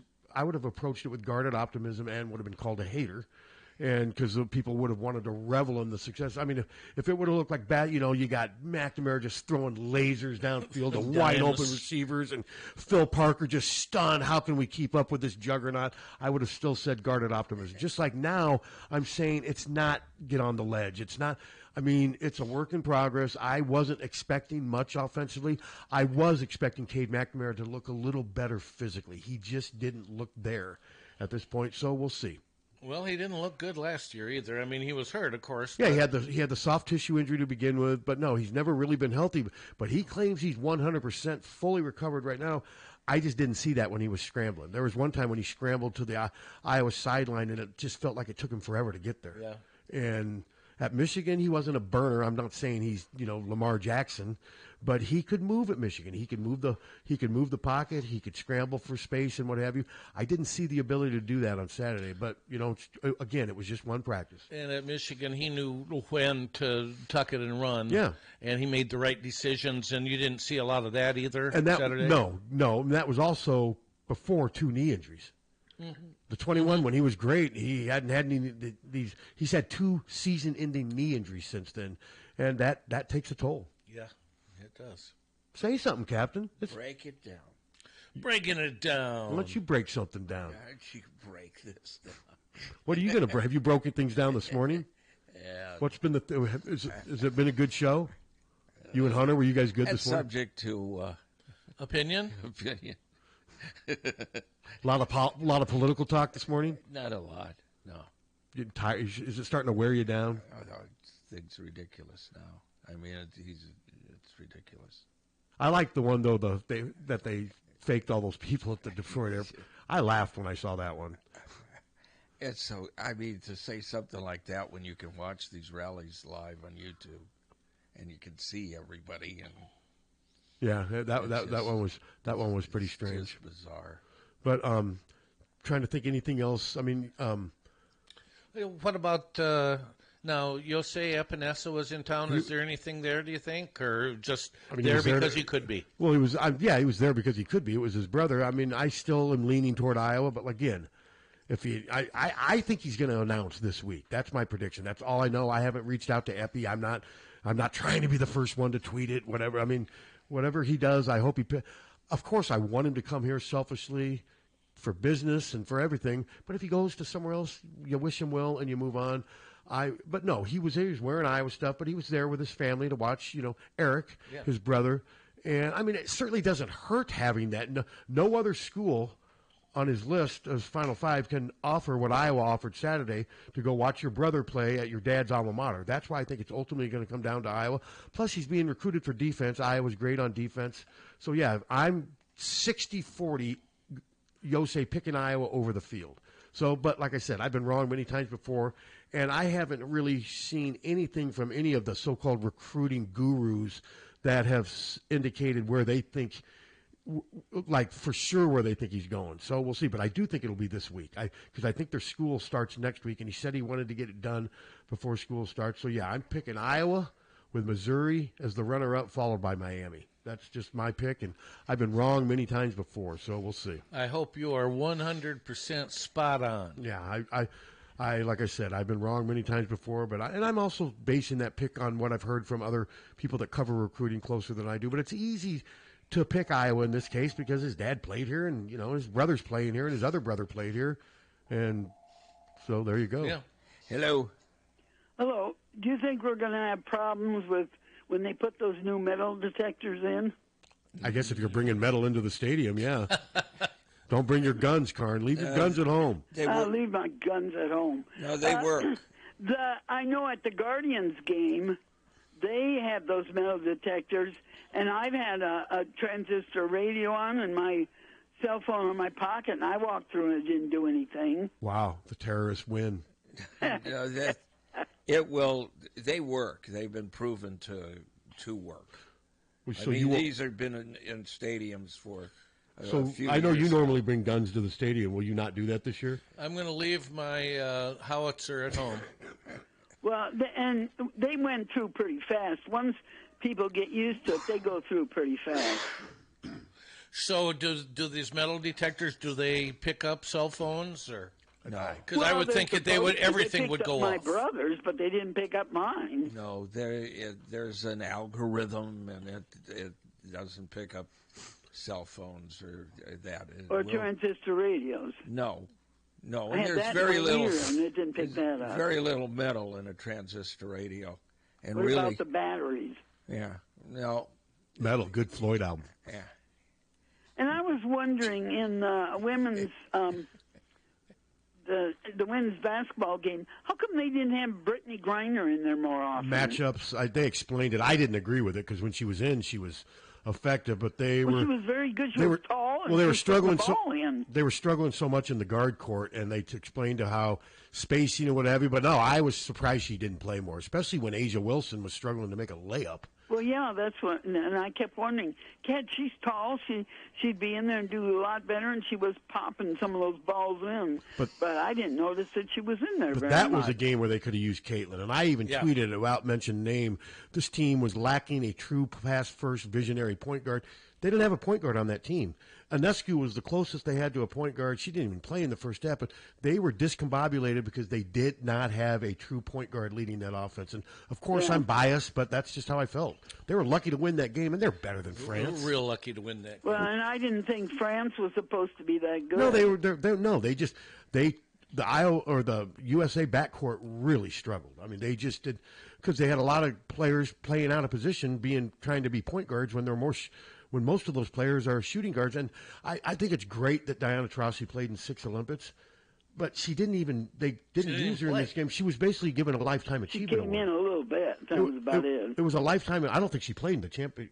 No, she didn't play in the gold medal game. And I think it was more of a lifetime achievement award, and that's fine. But I think they could have used Caitlin Clark in that game more than they could have obviously used Diana Taurasi. But, I'm sure Caitlin's moved on. I'm not going to write. I mean, these people bitching and moaning and whatever. You just got to move on. They won, and my guess is Caitlin will be on the next Olympic team. Well, they were lucky that Copper made her free throws at the end, and then they were lucky that the other girl, instead of shooting with her foot behind the line, was on it. Yeah, that was a lucky shot that went in too. I mean, it banked off. It banked off the top of the board and then just kind of dropped down. But they won the game. Happy for them. Good performance by Did they end up tied with China for gold medals? Yeah. Okay. 40-40. Okay, so good for them. Track and field was incredible. Well, now they're talking about taking away the one medal from one of the gymnasts. Yeah, I saw that, and now they're going to appeal, so we'll see. That'll go on forever. I think what they should do is just give both of them a medal. I do, too. Yeah, that'd be fine with that. So. Yeah. You can't well, and I noticed Spencer didn't like his medal, so I was hoping just to get a medal. Yeah, I was kind of set. He got a silver and didn't want it, but somebody told me, well, that's the wrestling attitude mentality. If you don't win, you're a failure. Something that just he was a poor sport. I didn't like the quote. A lot. I mean, there's nothing wrong with winning a silver medal. I thought he did well. And that guy he wrestled against was good. Yeah. God, he was quick. He's one of the quickest wrestlers I've ever seen. I was disappointed. I was hoping he would say, hey, I'd love to have the gold, but I got a silver medal representing my country. It was great. But I get that, winner else. Well, I gave it to his sister. He didn't want to see it again because it would show that he's a failure. Yeah, I don't agree with that. No, I don't to each his own. Poor sport. Yeah, there were lots of people that got bronze and were thrilled to death just to get the medal. Yep. Yeah, you bet. So, well, we're not all perfect. No. So anyway, you guys have a good day. Thanks, Karen. Yeah, when I saw that, I was like, come on, Spencer, you did better than that. That just, even if he didn't do better than that, I mean, just you got a damn medal, and it just looks bad. Yeah, I didn't think it was a good look. Yeah. And the guy he lost to was good. Yeah. And I don't understand those rules. I mean, Spencer got his 2 points by pushing the guy out of bounds. And then the other guy got his winning point because he did the last technical maneuver. Is that what it was? I mean, the rules are so bizarre. Hello. Hey, dude. Hey. Hey, so to what extent did Caitlin Clark get the Isaiah Thomas treatment? I'm sorry? I don't know if it was that. I mean, Isaiah Thomas supposedly wasn't picked because he and Michael Jordan had a feud and Jordan didn't want him. I don't think there was one player or any player saying we don't Caitlin. I think it was more of a management decision. The coach even said they even said that they were worried that she would be a distraction if she didn't play, if they had her on the bench. So I think apples and oranges. Particularly with the way that Taurasi maligned Caitlin several times publicly. Well, the one time she did, and I think that was taken out of context. I heard what she said. Yeah. I don't think that was zeroed right. She was basically saying when you're a rookie, you're gonna. Yeah, I think that was blown way out of proportion. No, I think you're fishing for something here that's not there. No, I think Diana Taurasi was right. At the first year, we all had to go through a growing period, and you're gonna too. That's really all she said. I mean, Jordan and Isaiah Thomas didn't like each other, and I don't think that this was more of a management decision. I didn't agree with it, but I don't think there's like players trying to blackball Caitlin. I don't see that, but who knows? Even if perceived, you don't think that anybody gave their feedback. I don't understand your question. I'm not saying Jordan doesn't say that he told them not to have Thomas. They just made a decision because it wouldn't have been a good relationship. You would say Caitlin got left off because of experience rather than chemistry. I don't know. I'm just saying that to compare Caitlin and Isaiah Thomas, it's apples and oranges, in my opinion. That's all I'm saying. Sure. Yeah. Right on. Thanks, dude. Later. Yeah. Like I said, I don't know. All I know is that Isaiah Thomas grew up in Chicago, ended up playing for the Bad Boys in Detroit. Those teams hated each other. Jordan came into Isaiah Thomas's hometown and basically just became Chicago. There was a lot of bad blood. There was a lot of bad blood between the Pistons and the Bulls, and it was very well documented that Jordan and Thomas just didn't like each other back then. I think Isaiah Thomas should have been on the Dream Team. Yes, I think Isaiah Thomas was better than John Stockton. If I had to pick John Stockton or Isaiah Thomas, I'd pick Isaiah Thomas. But I just think there was a chemistry issue there. But I remember the head of the women's selection team, they came out shortly after. Remember, they were quoted as saying, "We're worried that if she didn't get the minutes that her fans wanted, that it would become a distraction." That's what they said. Yeah. So, but whether that's true or not, I don't know. That's just. I don't think the players would have, if they wanted Caitlin on the team, I don't think there would have been a revolt. But that's just speculation on my part. None of us really know, but I hadn't really thought about comparing Caitlin to Isaiah Thomas. But they sure didn't get much. Their crowds sure weren't all that. What crowds? To see the American team. Well, the game yesterday was sold. Well, yeah, it was France. And but their silver medal game was pretty. I watched it too. Or their semifinal game was lively. I don't know about the first couple, but crowd was AI. Yeah, it was all. But no, the semifinal. Yeah, and So you're suggesting that early on their crowds were not good. Were considerably below expectations. Expectations? I mean, the women's games early on never draw well at the Olympics. Well, I think you're trying to feed a Caitlin Clark narrative, saying if she was there, they would have been packed, and I'm not buying that either. I mean, but that's what you're suggesting, right? That is, I am absolutely suggesting. Yeah, and who knows? All I know is the semifinal and the championship game I watched, the arena was rocking. So I mean, God, just let it go. I mean, I think they could have used her. I mean, yesterday they could have used her, but I don't think it was some just big conspiracy but that's just my opinion. But I'm looking forward, though, to watching a little more basketball. Watching a little more Indiana Fever basketball. Yeah. When does that start again? Friday night on Ion. Yeah. Do I get Ion on YouTube? I am too, but I'm starting to get basketballed out, to be honest. I'm shifting more to football now. I'll watch like I said, I'm just. Football starts tomorrow. This is part of the problem with the WNBA too. Is their season peaks as football starting. Their season hits its peak as football starting to pick up, and that's tough. That's tough for the WNBA to compete with that. Football starts Thursday on NBC and Friday on. Well, there's games. There's been tons of games on already. They've had NFL games. There was tons of NFL games on this weekend. Oh, really? Yeah. Oh, yeah. Almost every team in the league played this week, and the Bears played. It's already started. Bears. Okay. Yeah, no, the first college game is what, like August 26th?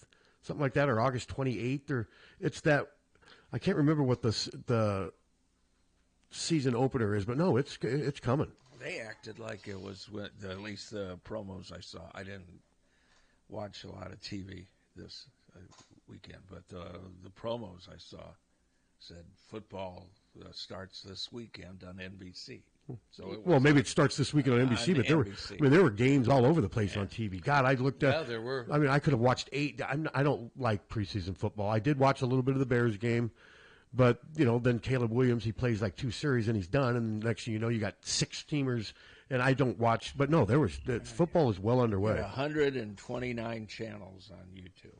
Yeah, and some of them are just useless. Oh, most of them are just crap. How many Spanish channels are there? Well, that's the same thing with cable or anything. Oh God, you know something? I brought you up this morning. Brought me up. We got our bill on the air. Oh, we got our bill, and it's the same bill, and I canceled it. So I called up and I. What do you mean you got your bill? We got our MediaCom bill. Oh, and it's the same bill. And I called up. I still haven't paid mine. I'm paying it today. I said, we canceled this. All we got is, and the woman from Portugal or whatever started arguing with me and talking over me.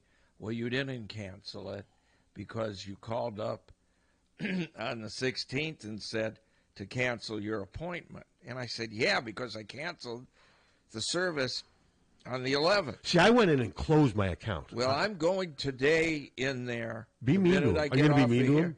Well, I started yelling at this one. I did. I yelled at the top of my lungs, will you shut up and listen to me? Because she just wouldn't listen.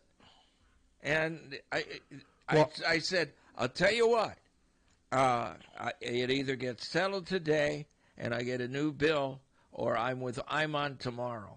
Yeah, I owe $381.72. I'm paying. I've been waiting to hear back from them to see if they're going to try to do anything with that supposed box they couldn't find. Yeah. But I haven't heard from them yet, so I'm going to go in and give them a check, and then I'm going to say, I'm done. This is it. This is all I owe. And if they say something like, well, you owe a $10 late fee, I'm not going to, okay, bill me. Good luck getting that. I'm paying for the last month of service that I had, and that's it. I'm done. I just, I said, look, I've got your internet. I said, well, looks like you've got our TV. I said, well, you can check it out right now. Oh, you still have Mediacom internet? Yeah. Yes, obviously I don't. And Imon's been fine. I mean, I've had no problem with it. Well, I said, you can check it out right now. The YouTube thing is... Go online and hit a key and see if I've got your receivers there. I'm still adjusting to these. Like, I'll be watching YouTube, and if I haven't touched the remote for a long time, all of a sudden it'll just go black. Then the next thing you know, it goes to your screen with all your apps. Then you have to click on YouTube again, and you have to sign in. That happens maybe twice a day for me, especially if I leave the channel alone, or if I don't do anything. If I just leave the TV on without touching the remote, there'll be times where, like this morning, it went out, and I'm like, okay, and I just... Settings. Well, I don't have to go to settings. All you have to do is it takes you back to the. But you said that was going to happen sometimes. Yeah, it doesn't happen much. Because it gives you so much time to use the remote. Yes, and if you don't, and then it goes back, and then you just re-click on the app that you're on, and then boom, you're signed on again. Or you can go to settings and hit 8 hours or 12 hours. Yeah, I don't need any of that stuff. But no, it's some.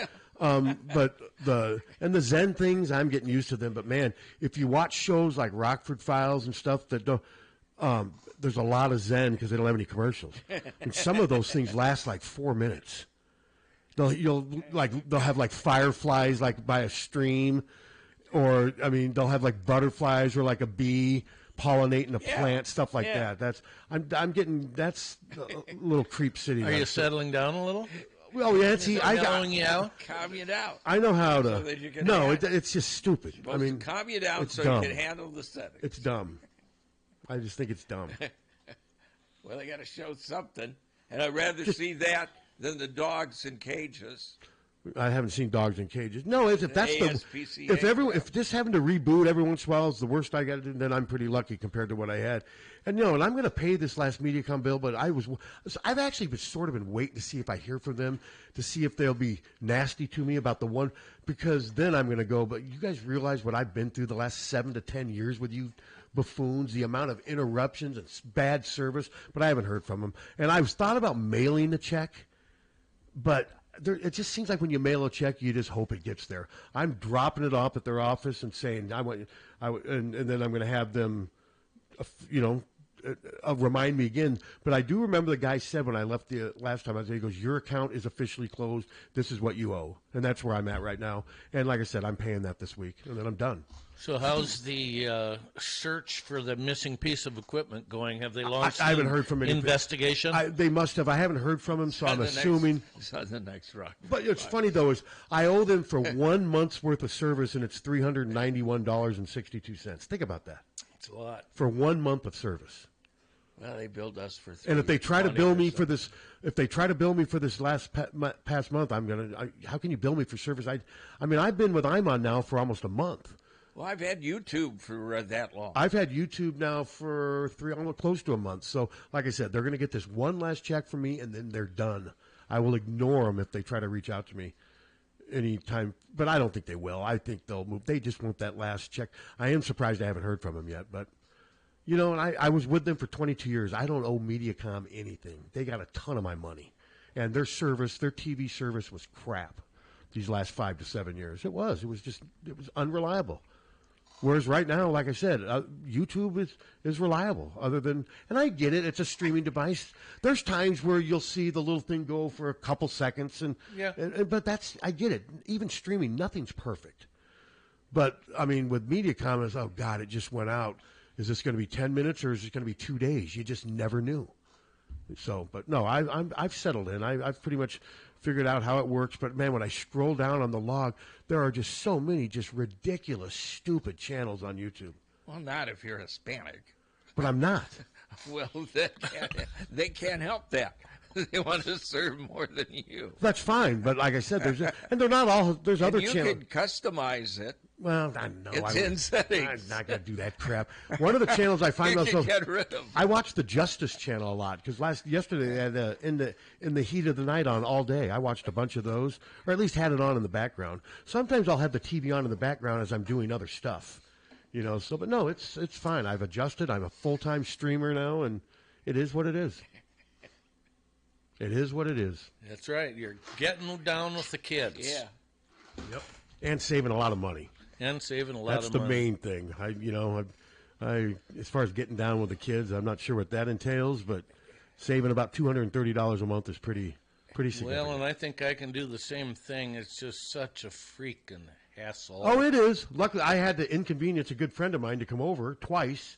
It was a major pain in the ass for him. Yeah. But he did it. Now it's done. But yeah, it's just so hard to watch TV now. There's just so much involved with watching TV. Oh, yeah. It's not quite like turning on your TV and having 4 choices. It is definitely not like that. I don't want to go back to that. Well, no. Crap. I don't want to go back to it, but some of the stuff today is just silly. Well, then you get rid of it. Well, no, I'm talking about turn the on button on. Yeah. Then you got to go to the App Store, click on the app. Then you got to go. There's like 5 steps just to watch TV. And I just find stuff like that just silly. See, if you bought a new TV, the apps would already be on it. The apps are already on there. Yeah, because you got a Roku. But I mean, when I turn on my television, it comes up with all the apps, click, and it's there. Well, I got to turn on my television, click on it to get because it says no signal, and then the blue things, I got to click on my name, Pat, then it signs me in, and then, I mean, it's just. Are you signing out when you get done? No, but every time I turn it on, and my buddy told me it was going to be, it's the same way at his house. You just click on your name, and then you're on, and it's a 2-step process, and it works all the time, but it's just some of the stuff is silly with how TV is now. That's just my opinion. I enjoy it. Well, I know you do. It's your life. I mean, but you watch way more TV than I do. I mean, I don't. I don't know that I do. You just watch I don't know that you a whole day's worth of Heat of the Night, and I didn't have the TV on. Well, I guarantee you watch way more. From listening to you talk, you watch way more TV than I do. There's times where I don't watch TV hardly at all. Well, there's times when I don't. It doesn't sound like it. Wait, when you're sleeping or here? No, I go home. Do other things. What other things do you do besides going out for dinner and watch TV? I read.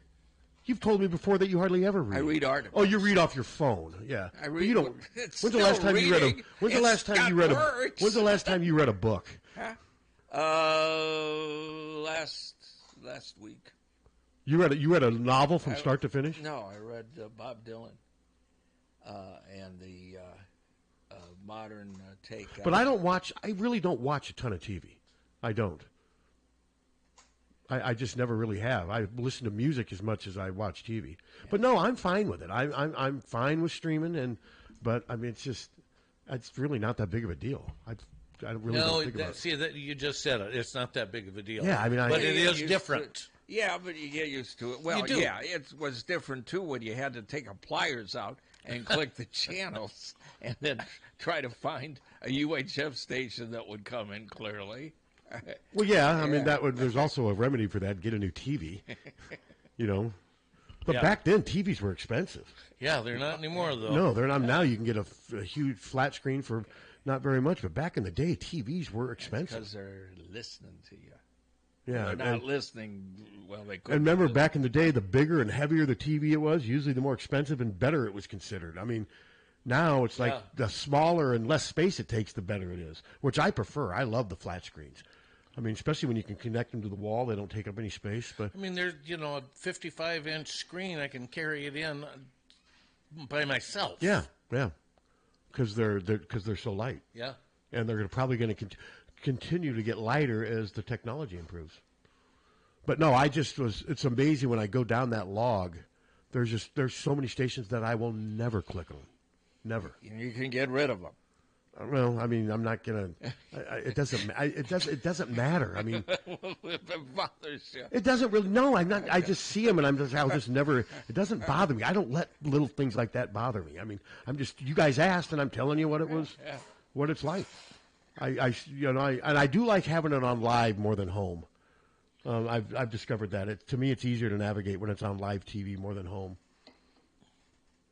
I just turned it on, and it's got all the channels that I normally watch. Well, that's what it does for me too. I'm sure it does that for everybody. Yeah. I do like that. We got that on. We've got a Roku on this. But I like the fact that the TV channels that you watch the most are usually the ones that are right up there. And that's with YouTube TV. Yeah, and I like that. Like if I watch a Law and Order, maybe twice or something, then when I turn it on, it will come up the channels I watch. But if a Law and Order's on, wherever channel it is, it comes up Law and Order's on. I've never watched Law and Order. You ever watched Law and Order, Suter? Oh, sure, but I never have. Not for 20 years. Yeah, I've never watched. No, it was a good show. Is that Sam Watterson? Yeah. No, it's a real good show. Yeah, but sure. I just don't watch network TV at all. Yeah, I don't think I ever watched Law and Order. 435 episodes. That's 435 I haven't watched. Have you seen them all? Huh? Have you seen them all? Do you know sometimes it'll surprise me, and I didn't watch the first 4 years. I didn't really watch till Waterston got involved. And that was, 30 years ago? Yeah. 35 years ago? Something like Because didn't it start in you're watching Heat of the Night came out in the... Well, I understand that, and you guys teased me about it, so, yes. I mean... Yeah. You know how you can stop us teasing? What? Settings. What would that do? Nothing. But you tease me for the very thing you do. You do the same thing. Yeah, so? What's your point? Well, hypocrite. You're a hypocrite. I never said I wasn't. Oh, okay, as long as you acknowledge what you are. But did you watch L.A. Law? I could see you being somebody who watched L.A. Law. I did, but not a lot because I was, I never watched that show Is that either. the one with Susan Day? Yeah. Yeah, I did. Yeah, I never watched that show. It was a good show. I always liked Susan Day. What I saw of it was a good show. No, in the 80s, I was working all the...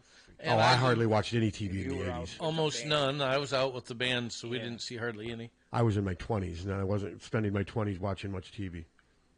No, I didn't. I was working all the time. So, but no, it's fun getting Donnie back. Yes, and yes, it was. Look forward to another fun football season. Hopefully it's fun. Hopefully. But again, I'm not going to overreact to Saturday. I was not expecting much from the offense. Then when I saw how many players were out with minor injuries, none of them really serious. I'm a little confused. Kirk said that Entringer's back when he was asked about it at Media Day Friday, but when I saw Entringer Saturday, he was in a boot. I mean, he had a boot, and it didn't look like he was being close ready to play. But Lachey, a lot of those were just minor. They held him out for cautionary reasons, which makes sense. I mean, and then T.J. Hall. T.J. he's pushing for a starting position. And I think he actually started over Nestor at the other cornerback position Saturday, but he kind of tweaked his ankle a little bit. Nothing serious, but he missed most of the practice. So, and most of the injuries they have right now are minor soft tissue injuries. So, and they're still. I think they had 9 practice. Saturday was their 9th practice, I believe, and I think overall they have 25 before the season starts. I think it is something like that. So yeah, like Don said, they've still got plenty of time to improve on things. My concern is that Cade is who he is now. I mean, there's only going to be so much he can do, and that only so much coaching can help. So we'll see. Hopefully Cade proves me wrong and plays better and moves better the next time we see him play, because the Cade that was scrambling and out of the pocket Saturday, he's going to have trouble running from defenses. That was probably my biggest concern. Well, that is unfortunate. I was hoping for better reports, but... I mean, I haven't. What were you looking on? Like, what was the message boards? Cakert's message board, was it like? They were. Most people were saying that Brendan Sullivan had a better day, and he did. He had a better day, but he was not lights out by any means. No, and they were he also was saying average that. At best. And they were saying exactly that. Yeah, he won. He basically had a better day by default. There was great concern about quarterbacks. Yeah, as there should be right now, as there should be. And you can't blame Brian Ferentz. And a lot of people were saying exactly the same things you did, that the running game looked pretty good. The offensive line was strong, and the running backs were good and deep. Yeah, and the offensive line should be strong. I mean, those guys are Yeah. I mean, with all the starts, it's time for a couple of those guys to rise up and become second and first team All Big Ten. Yep. That's what they need. It's time for that. These guys have played so much, but they've all been sort of average at best. Now that hopefully a couple of these guys can take a step up, and if that happens, then you hope the unit itself will take a step up. That is the hope. Because if they can run the ball consistently, even against loaded boxes or whatever, that'll help the passing attack, but that'll keep them in every game. Yep. That'll keep them in every game. So, even Ohio State? No. I like when Don described it. What did he say they were going to be? A severe underdog against Ohio State? Severe. But he's right, though. But, Ohio State's starting a new quarterback this year. And so let's see. I know he's probably a 10-star or whatever, and so we'll see. But let's just wait and see. I mean, their quarterback last year, Kyle McCord, he was okay. He was okay. And they didn't beat Michigan. He's up at Syracuse now. So we'll see. If they had a Justin Fields coming back or a Trill, I'd be a lot more like, because they're loaded everywhere. They've got the best running back, best 1-2 punch at running back in the country. And their receivers are all future NFL. They got the number one receiver recruit in the country out of Florida. I've been reading that they said he's just lights out. So yeah, but you still got to have a good quarterback. Yeah, you do. And I'm not even sure who their starting quarterback is going to be, but we'll see. Do I think Ohio State's going to be really good? Yes, but I mean, even the great teams have some concerns too. So, anything else? Trying to think of fall sports wise. Not that I trying to think. Kennedy Blades. She I missed her match. Silver. Did you watch it? No, I didn't. She got the silver. I believe she lost to an opponent from Japan. Hopefully, she embraced her medal better than Spencer did. Yeah, because there's nothing to be ashamed of winning an Olympic silver medal. Everybody embraced. I mean, to win an Olympic silver medal, Spencer, that's an incredible accomplishment. Yeah, I know you set the bar higher, but man, I just wish you would appreciate what you accomplished. Yeah.